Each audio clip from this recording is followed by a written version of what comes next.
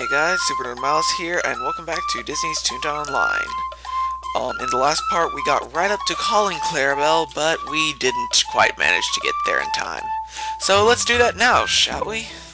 Now, before you call Clarabelle, if you're willing to grind for jelly beans, you don't just call her once a week, but I would recommend you have 55 jelly beans right here at the very least. 5 for the boy trunk and 50 for the gardening kit. Because I recommend you getting both of those as soon as possible because they're both important. The boy trunk, or if you're a girl, the girl trunk allows you to buy not buy them, but wear accessories, which are hats, shoes, backpacks, and glasses. The gardening kit, as you've seen, allows gardening. It only takes like 5 minutes to get there in any case. It appears almost immediately. Then you can buy speed chat phrases. I might save up 100 for Cat Got Your Tongue, because that's kind of cute. Got Gags is another pretty good one. Matthew's shirt. It's like a fishing shirt. These are actually like custom created shirts, I think. This one, as you can see, is kind of like a doodle shirt. This one's a fishing shirt, and this one's also kind of like a fishing shirt. Here's some accessories right here. Purple baseball cap, green sneakers, so on and so forth. You can also get name tags that'll change the font of your thing. You can get bigger wardrobes. You can get acting lessons. That's another thing I would recommend getting. I kind of like these goggles. Essentially, if you have enough time to go ahead and raise up a mother load of jelly beans, there's no end to the kind of fun you could have with accessories and other stuff in the catalog. If you've got 1,000 beans, you can rent cannons for your estate for 2 days. I might do that once just to show you guys. Kind of like the monocle. Miles has an accessory that, unfortunately, when new accessories are created, the old ones disappear. So I cannot get a fez in this tune, which is a shame because it's a fez. I wear a fez now. Fezzes are cool. You're welcome, Colink. I'm a member on the site pokefarm.org. Link in the description, link on my page, whatever. And it's essentially a Pokemon-based forum, and that's something that the creator has on his forum signature. Like, it's a fez. I wear a fez. Fezzes are cool. I could get a monocle to be like Total Halibut or Total Biscuit or whatever he's called. Jamboree pack to become a one-tune band or whatever. These statues, there's statues for each. There's certain statues, and you can get them if you get certain amounts of supply of gardening skill. Then there are outfits that you can get after you've had your account for a certain amount of days, not your tune for that number of days. It's pretty much 2 years of owning the account before you can get this lure outfit, and also a bunch of emotes. Laugh, furious, delighted, one of my favorites, cry, and surprise, which I can actually already get if I had 550 jelly beans. 236. So pretty much when you get those 3 outfits, you can also get delighted, furious, and laugh in that order. Surprise and cry you can get before then. So that's a synopsis of the catalog. You get a new catalog every week. It can have other things like doodle tricks, other furniture thing. Whoa.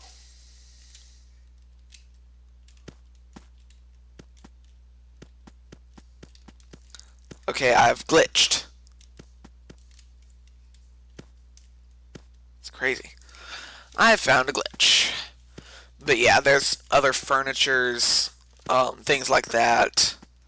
Essentially, try as you might, you pretty much can't save up that many jelly beans because you'll find something that you want too much. Your jelly bean bank, by the way, can hold up to 12,000 jelly beans. I haven't seen it in the... I guess it's gone, but the Ultimate Overkill accessory costs 10,000 beans, and it's essentially just a crown, like a golden crown. It's pretty much the way that you know this guy's got either some very rich friends or is very rich himself if he can afford to waste 10,000 jelly beans. At your estate, you also get a fishing pond here. Like I said, I'll cover fishing some other time. And over in the back, over here, a little sandy patch containing a wheelbarrow, which is where you sell your flowers after you grow them in your gardening kit. There are also ice cream cones that heal 2 laugh each, all around. But really, if you want to heal your laugh, I would recommend, if you already have a doodle, training that doodle. So yeah, now that I've covered that, let's go back to the playground and hand in our task.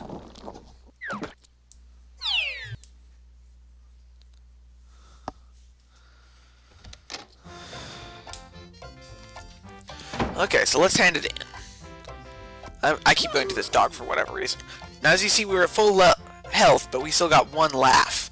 That's the reward for completing the main part of the Toon-torial, is 1 point laugh boost.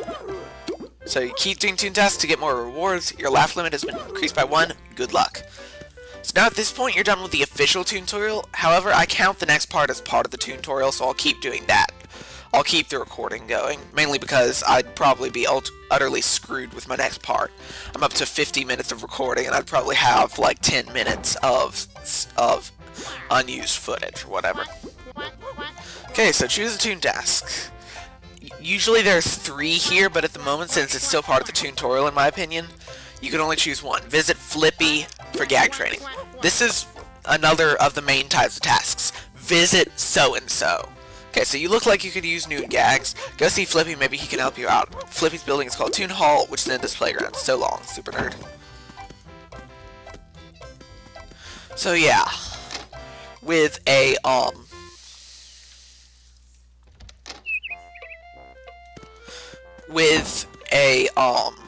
visit task, you just gotta go to somewhere. In this case, it's Toon Hall. Now, for visit tasks, just to keep the time down, I'll show you, like, in Chazar's Let's Play, he would always cut to wherever he needs to go. I'm not going to do that quite as much. The first time in any given task that we go somewhere, or the first time period, I'll go ahead and show the way to get there. But after that, I'll cut directly to it any other times we need to go there, just to save time. So let's go to Toon Hall. If you haven't played for 3 years, same as me, when you first walk in here, you're going to be amazed because Toon Hall has changed completely. It used to be tiny, just like any other building, but now it's huge, and that's where the silly meter is normally. Around April Toons Week, which is a little before April Fool's Day to a little after April Fool's Day, the silly meter will be in town, pretty much. There are 3 professors, Professor Prepostra, and Doctors Dim and Surly. However, at the moment, it's back to Looney Labs for repairs. Okay. So, over here you can also see a bunch of gags, like the first gags ever used to defend Toontown. A smudged lipstick. Lipstick is a tune-up gag. Tune-up gags heal, by the way. The first TNT blown up. TNT is a trap gag. It's essentially used. Trap gag. I'll go ahead and cover the gag types as we come across them. Tune-up is meant to heal toons. You can heal any toon in battle other than yourself. Trap gags like this one, you set them up, and then once a cog is lured into it, I'll cover lure in just a moment, it will set off and do a bunch of damage. It's the only gag that has perfect accuracy, but that's because it requires lure, as seen here, to activate. Lure will draw a cog closer to the toon, and for whatever reason, when it's closer to the toon, it will not attack. Also, gags will throw and squirt will give knockback damage, equal to half the damage you would do in that case. Let's see. After trap, the next new type, there's Flippy over here by the way, is sound. Sound is not very powerful, it's the least powerful type of gag. But on the other hand, it does damage to all cogs at once. So here's a bike horn, rumpled up. I'll go ahead and cover the others after I talk to Flippy real quick. Hi there. Looks like you need to practice training your gags. Every time you hit a cog with one of your gags, your experience increases. When you get enough experience, you'll be able to use an even better gag. Go practice your gags by defeating 4 cogs. See ya, super nerd.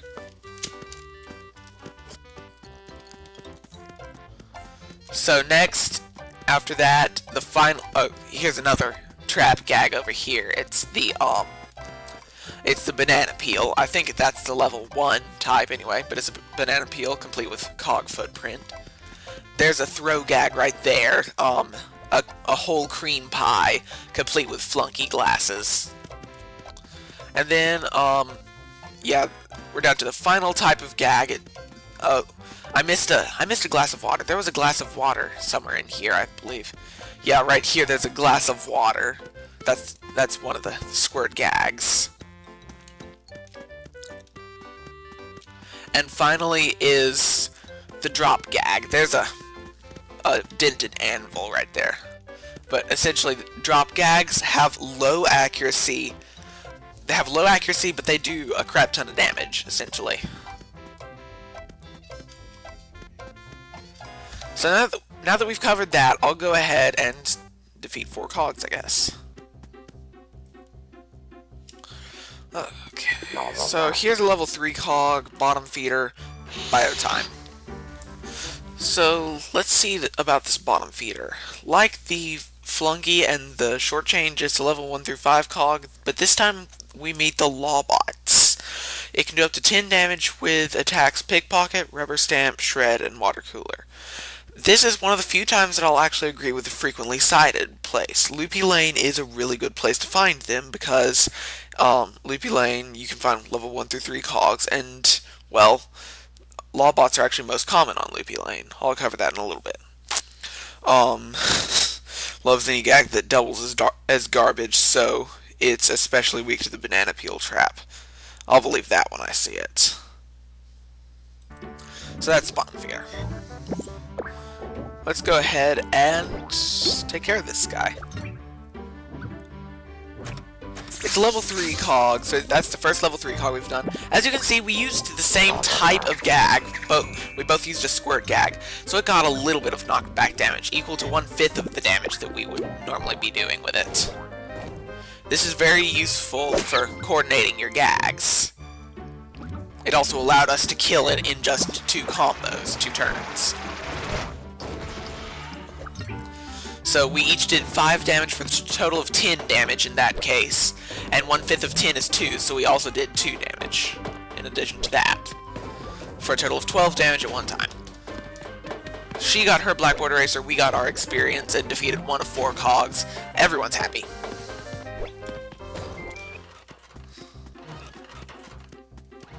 So yeah, I probably will most of the time be cutting to cog battles if it's a defeat task or anything like that, because essentially this is just another wanted task. Wanted 4 cogs anywhere. So I'll probably just be cutting around most of the time. It's a bloodsucker. Although it's a level 3 and I'd be alone, so... Oh, bottom feeder level 1. What direction was that in?